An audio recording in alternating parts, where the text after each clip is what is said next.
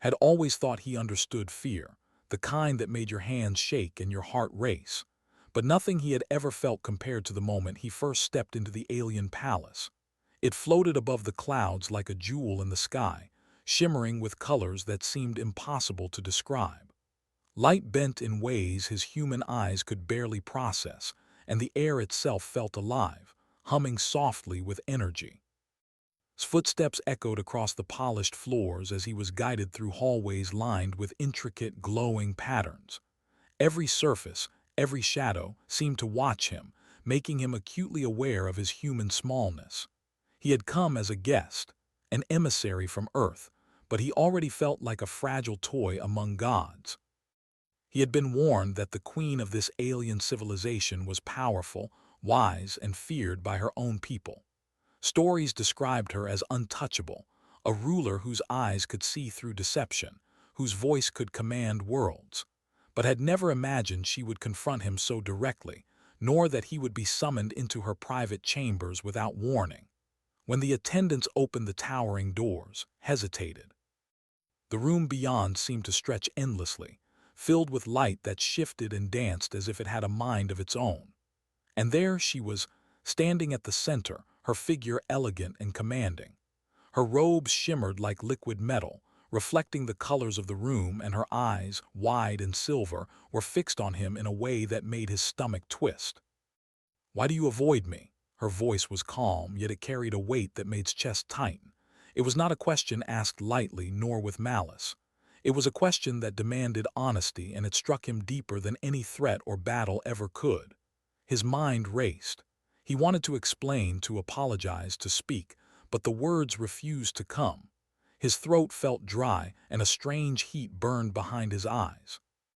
The queen's gaze was like gravity, pulling at him, exposing his fears and doubts without a single touch. Realized that he had been avoiding her not out of disrespect, but out of fear. Fear of being overwhelmed by her presence, fear of losing himself in the shadow of someone so immense, so incomprehensible. He forced himself to take a step forward, though his legs felt heavy and clumsy. The queen remained still, watching him, waiting. There was no judgment in her stare, only something more dangerous, expectation. Had never been comfortable with expectation. He was human, and humans were small, fragile, and fallible. He felt all of that now acutely in a way that made his chest ache. Every story he had heard about the queen's power, her intelligence, her unyielding presence, pressed down on him. And yet beneath that pressure was a curiosity he couldn't deny. A magnetic pull toward her that made his heart race even as his mind screamed for caution. Realized with a quiet, frightening clarity that avoiding her had not protected him. It had only kept him from understanding, from connecting, from truly seeing. He had spent days wandering the palace corridors, attending functions and meeting alien dignitaries, all the while keeping his distance from the queen, thinking that distance was safety. Now, in the glow of her chambers, in the intensity of her gaze, he understood that safety had been an illusion. The moment he stepped closer, the room seemed to pulse with energy, as though acknowledging his courage or his fear. The queen's lips curved slightly, almost imperceptibly, as if she had been waiting for him to realize something he could not yet name. His heart thudded painfully in his chest. He had crossed a threshold, one he could not uncross, and the world as he knew it had shifted. He was not a visitor anymore. He was a participant, drawn into the orbit of a being who could see through him, touch his mind without words, and challenge everything he thought he understood about power, fear, and his own humanity. And in that moment, standing at the edge of awe and terror, knew that his life would never be the same again, could still feel the weight of the queen's gaze pressing against his mind, as if she could see every thought he tried to hide. He had expected coldness, judgment, or command, but what he saw instead surprised him. In her eyes there was something almost human, a glimmer of curiosity, a hint of loneliness, and a vulnerability he had never imagined in someone so powerful. For a moment the queen was not the ruler of countless worlds, not a being whose power had toppled empires, but someone who felt the same quiet, aching uncertainties that humans did. That tiny glimpse of fragility made his chest tighten. He had been afraid of her, yes, but now that fear mixed with empathy, and something he could not name stirred inside him. "Humans are so small," she said softly, her voice almost lost among the glow of the room. "And yet you carry burdens that giants could not bear. You shrink before what you cannot understand, but tell me, do you shrink from me or from yourself?" His throat went dry. He had never considered that his fear was not just of her, but of what her presence forced him to confront within himself. Her words were gentle, yet they cut through the armor he had wrapped around his heart for so long. She stepped closer, her movements flowing like liquid light, silent but deliberate. Every motion carried grace, but also power, reminding him why her people obeyed her without hesitation. And yet, despite the authority she radiated, there was a softness now that made wonder if he could ever fully comprehend her. I don't know," he admitted finally, his voice trembling. "I've never met anyone like you before, anyone who can see so much, who is so vast."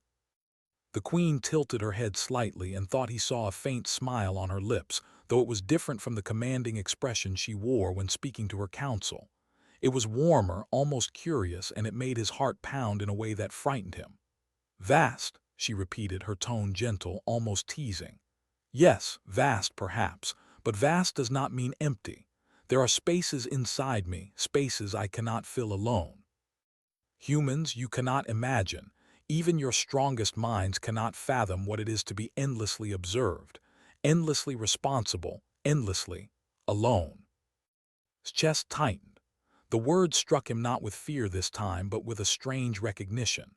He had felt alone too, after the loss of his family, after wars and disasters on Earth had taught him that the universe could be cold and indifferent.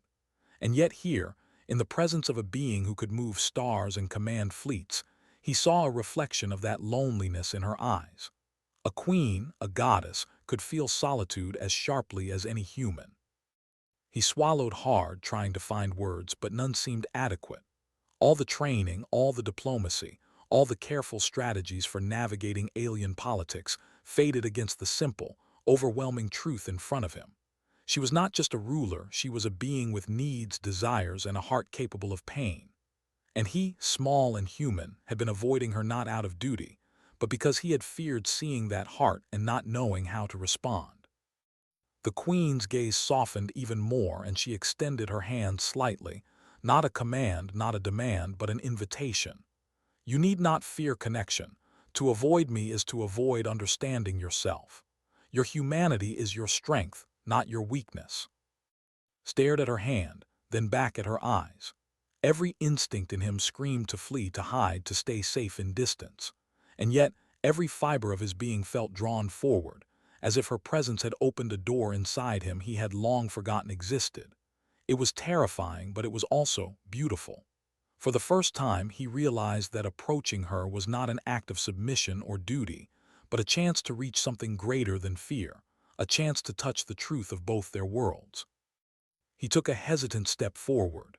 The queen's smile widened imperceptibly, and the air seemed to shift, lighter now, as if the tension had given way to possibility. His heart pounded with excitement, fear, and awe. For the first time since he had arrived on this alien world, he felt not like a visitor or a pawn, but like someone who might belong. And in that small, trembling moment understood that his life, his heart, his understanding of himself, would never be the same again. Hand hovered in the air for a moment, inches from the queen's extended palm. His pulse thundered in his ears, and every instinct screamed that this was dangerous, that one wrong move could shatter everything. And yet a part of him, the part that had longed to understand, to connect, to see beyond the palace walls, trembled with anticipation. He could feel the gravity of her presence, not just the power but the weight of her expectations. The queen did not ask for obedience. She asked for honesty, courage, and a willingness to confront the truths that humans often ran from. "You fear," she said quietly, her voice like the soft hum of distant stars. "But your fear is not of me alone. You fear the possibility that, in knowing me, you may discover more about yourself than you are ready to face." His throat tightened. She was right. He had avoided her not just because of her power, but because of the reflection she held up to his own humanity. Every moment spent near her was a mirror showing his own weaknesses, regrets, and insecurities.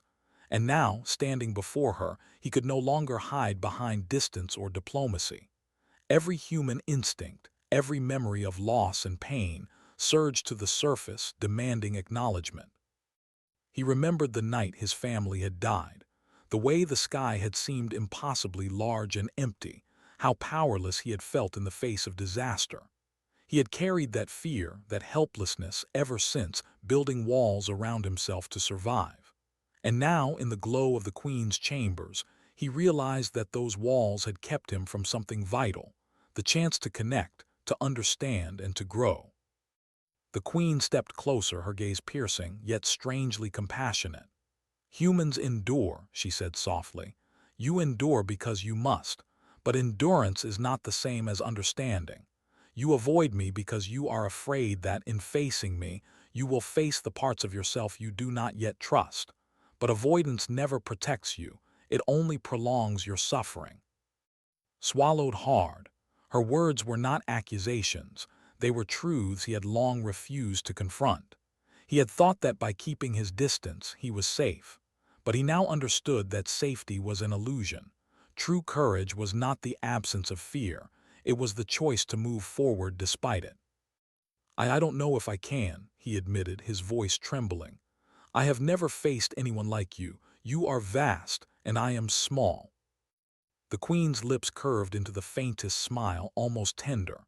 "Small is not weakness," she said. "Small can be brave, small can endure, small can matter more than you imagine. Humans are fragile, yes, but you carry something stronger than any weapon or fleet: heart, mind, and the courage to persist when everything is against you. That is why I do not fear you avoiding me. I fear that you do not yet see the strength you possess." His chest ached. He had always believed that power was what mattered in the universe: strength, fleets, weapons, intellect. And yet here was a being capable of moving worlds, telling him that his very human vulnerabilities, his fears, and his heart were more powerful than he realized. The idea unsettled him, but it also drew him closer. He wanted to understand her, not as a subject of awe or fear, but as a fellow being capable of struggle, loneliness, and growth. The Queen extended her hand once more, a simple gesture laden with meaning. "Step forward," she said softly. "Step into the space between us, not as a subject, not as a visitor, but as someone willing to see and be seen. Fear is not failure. Fear is the beginning of courage." Took a deep breath and moved forward. The room seemed to shift around him, the glow softening, the air vibrating with a strange harmony. For the first time he felt that the distance between human and alien, fear and understanding, smallness and greatness could be crossed. And as his fingers finally brushed against hers, he felt the tremor of connection, not just to the Queen, but to a truth larger than himself, a truth that would change the course of his life forever. In that fragile, electrifying moment, realized that avoidance had never protected him. It had only delayed the inevitable, the chance to meet someone extraordinary and in the process meet himself. Hand lingered near the Queen, though not touching. His mind was a whirlwind of emotions: fear, awe, confusion, and a strange sense of longing he could not name. He had never imagined a connection like this was possible, not with someone so immense, so far beyond human comprehension. And yet here he was, standing at the edge of something profound, feeling the pull of her presence as if it were gravity itself. The Queen's eyes softened, her silver gaze seeming to pierce not just his outward demeanor, but the hidden recesses of his heart. Without a word, she stepped toward a glowing orb that hovered in the center of the chamber. Light spilled from it, casting shimmering patterns across the walls. His breath caught in his throat when the orb flickered and began to display images of him. He staggered backward, unable to tear his eyes away. Scenes from his past, moments he had buried deep inside, played before him like a memory unrolling on the surface of water. The night his family had died, the chaos, the screams, the helplessness he had felt, flashed before him in vivid detail. Then came the years that followed. Lonely nights in empty rooms, the ache of loss he had carried silently, the quiet desperation of someone struggling to survive while the world seemed indifferent. He had never let anyone see this side of him. Not his friends, not his colleagues, not even himself sometimes. The Queen's voice broke the silence, calm and steady, yet gentle. You hide behind fear and duty, you think distance keeps you safe. But I see your pain, and avoiding me cannot erase it. You carry your past like armor, but that armor isolates you. I can see it. I feel it. His hands shook. He had always thought of her as untouchable, unyielding, and impossible to understand. Yet here she was, acknowledging his grief without judgment, accepting it as a part of him rather than something to be fixed or discarded. His chest ached, a mixture of relief and fear that left him breathless. For the first time in years, someone, not human, not even someone from his own world, saw him, truly saw him, and did not turn away. You see everything, he whispered, his voice trembling. Everything I try to hide, everything I try to survive. I do, she said softly, moving closer. Her hand hovered near the orb, then back to the space between them, as if weighing the choice of whether to bridge the gap. And still, I am here. Still, I invite you to step forward, not to erase your pain, but to face it. Avoiding me does not protect you, it only prolongs your solitude. Felt tears prick the corners of his eyes. He had spent so long pretending that strength meant hiding his emotions, that endurance meant never showing weakness. But now, faced with the Queen's quiet understanding, he realized that real strength might lie in allowing oneself to be seen, fully and honestly, even by a being who could command worlds. I don't know if I can, he admitted, his voice breaking. I've carried so much for so long. I don't know if anyone, even someone like you, can understand it all. The Queen smiled faintly, and for the first time noticed a trace of warmth in that smile, something intimate, personal, and vulnerable. Understanding is not the same as carrying, she said. I do not ask you to give up your burdens, I ask you to share them, if only for a moment. That is the first step toward connection. That is what I mean when I ask why you avoid me. Avoidance is the refusal to reach out. Connection is courage. Exhaled slowly, feeling the tension in his body loosen just a fraction. He could feel the gravity of her presence, not as a threat now, but as a guide, a challenge, and an invitation. He took a careful step forward, drawn by the unspoken promise that in this strange, impossible place, he might finally find someone who could see him, not just the human, fragile part, but the whole of him, scars and all. For the first time since he had arrived on this alien world, realized that the Queen's question was not a trap nor a test. It was an offering, an opportunity to face his past, to see himself, and to step into a bond he had never thought possible. And though fear still lingered, a new courage began to bloom within him, fragile but undeniable, ready to take its first step into something extraordinary. Sat on the edge of the glowing platform in the Queen's chamber, the light from the orb casting soft patterns across his face. His hands rested in his lap, trembling slightly, though not from fear alone. The truth he had carried inside him for so long pressed against his chest like a weight he could no longer ignore. He had avoided the Queen, avoided her presence, avoided the possibility of connection, not out of disrespect, but because he feared what it would do to him. He feared the vulnerability, the raw honesty that came from standing face to face with someone who could see through the walls he had built around himself.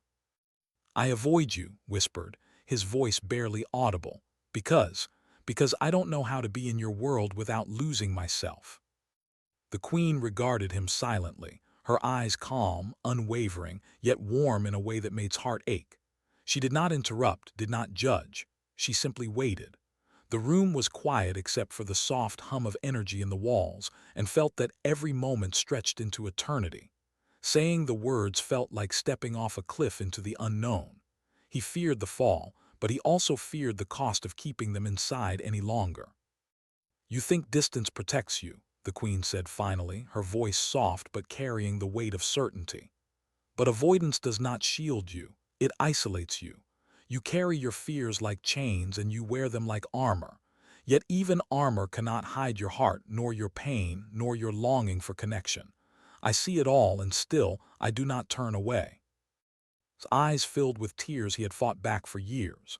No human had ever seen him like this, not his fear, his pain, his loneliness, or his doubts.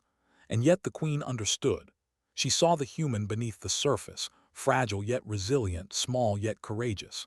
It was terrifying, but it was also liberating. He had feared losing himself in her presence, but now he realized that true loss would have been never daring to reach out, never daring to be seen. I don't know if I am worthy," he admitted, his voice trembling. "I am just human, fragile, weak. I've made mistakes, hurt people, and yet here I am standing before you and I still feel drawn to you. I don't understand why." The queen stepped closer, her robes flowing like liquid light, reflecting the glow of the orb.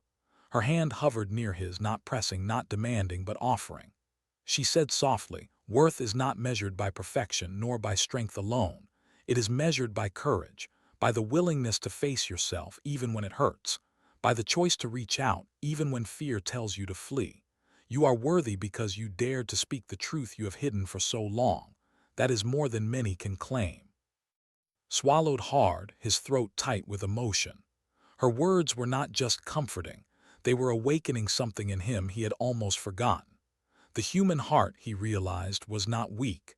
It could endure, it could connect, and it could matter even in a universe full of beings far more powerful than he. I am scared," he confessed, "but I want to understand you. I want to stand here not just as a visitor, but as someone who belongs, even if I don't know what that means yet." The queen's lips curved into a faint, tender smile.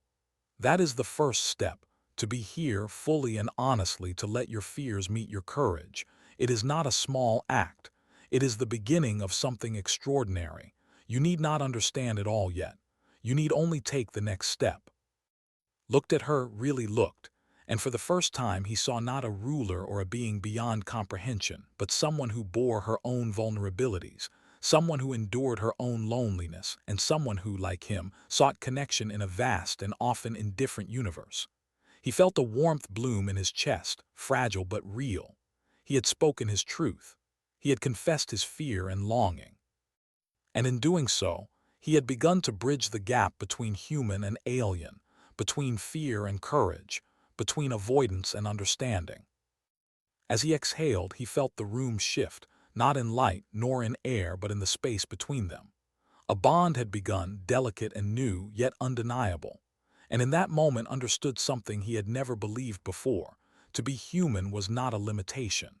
It was a gift, a strength, and perhaps, in the presence of the queen, it was enough to matter.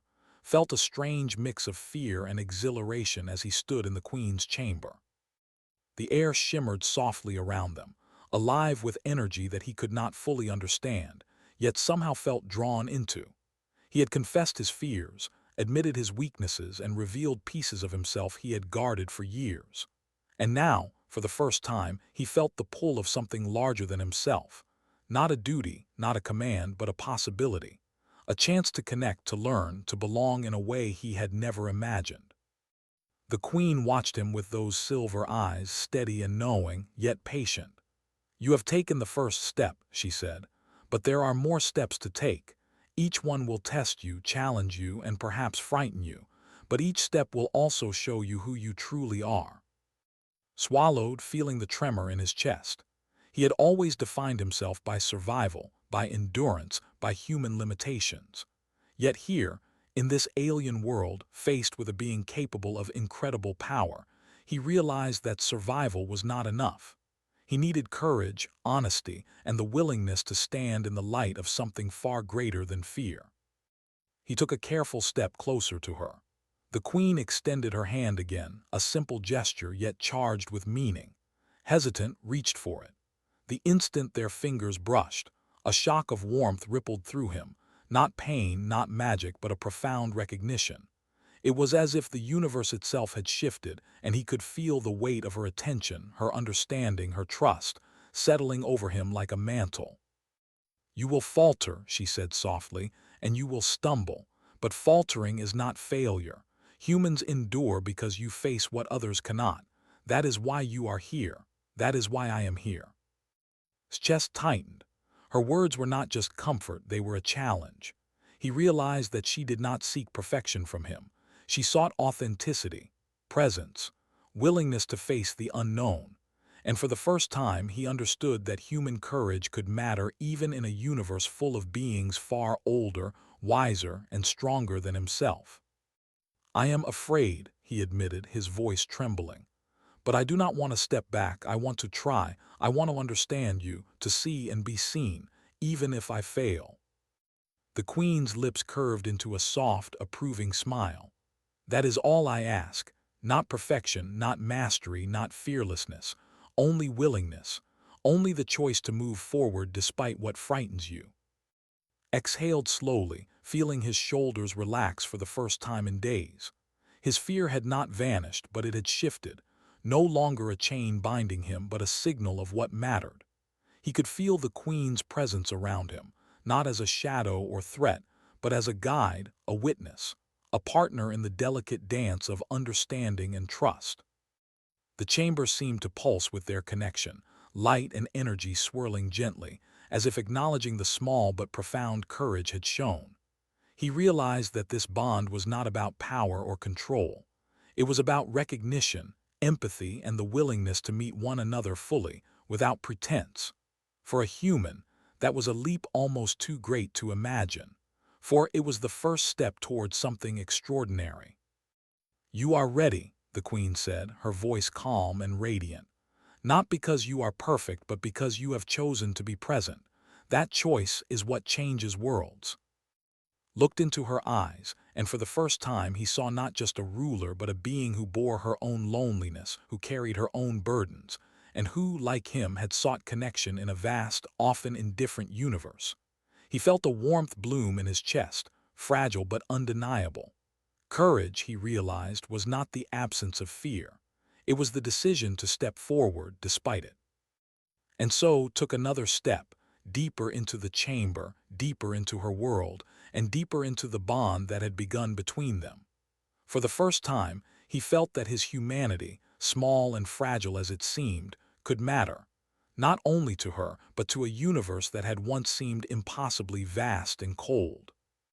In that fragile, shimmering moment, understood that the story of humans was not one of weakness, but of endurance, empathy, and the courage to meet the impossible with a heart open enough to be changed. Stood in the center of the chamber, the soft glow of alien light reflecting across his face. His heart pounded, not from fear, but from a strange, overwhelming awareness, an awareness of connection, understanding, and possibility. Over the days since his arrival, he had faced fears, confessed truths, and stepped closer to the Queen than he ever thought possible. And now, as he looked into her silver eyes, he felt the culmination of everything he had learned, that being human did not mean being weak. Humanity, with all its fragility and courage, could matter even among beings who moved stars and commanded galaxies. "You have changed," the Queen said softly, her voice carrying warmth had not heard before. "Not because of me, but because you chose to face yourself. That is a power few possess, few ever dare to confront their own heart." Exhaled slowly. He had always thought power belonged to those who could bend worlds to their will. But here, in this moment, he realized the truth. Strength came in many forms. Endurance, courage, empathy, and honesty. These were powers that could rival any fleet or weapon. And they were his. They were human. I never thought I could stand here like this," he admitted, his voice quiet but firm. "I thought being human meant limits, meant fear, meant always being small. But now I understand. We endure, we feel, we care. And maybe that matters more than anything else." The Queen stepped closer, her form radiant and commanding, yet gentle. She lowered herself slightly, bringing her presence down to a level could meet without feeling crushed or overwhelmed. "It does matter," she said.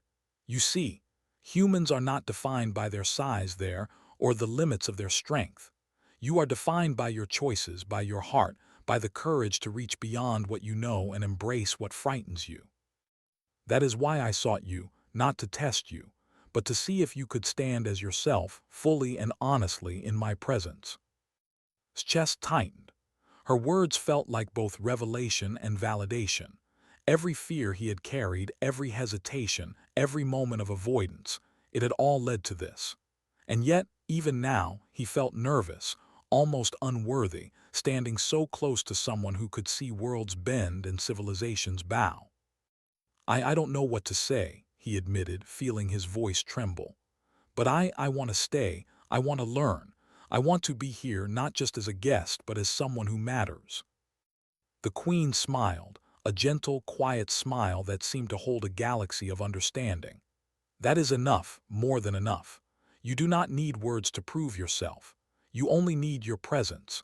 That is the true connection, the willingness to stand, to face fear, and to allow yourself to matter, even when the universe seems vast and unyielding. Took a deep breath, feeling the weight of her gaze and the warmth of her acceptance. He realized that he had finally crossed a threshold.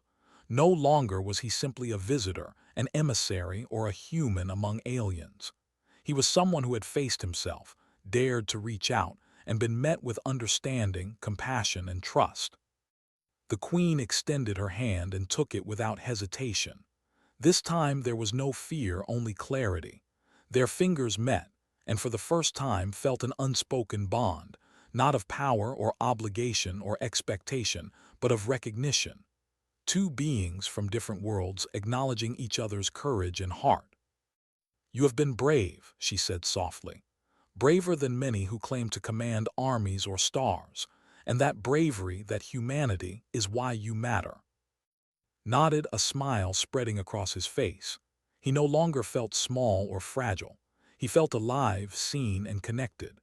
He had crossed the divide between worlds, and in doing so he had discovered something extraordinary, that even a human heart, fragile and fleeting, could shine brightly in the presence of gods. As the twin suns of her planet set, casting gold and silver across the chamber, realized that avoidance had been fear, but courage had been everything.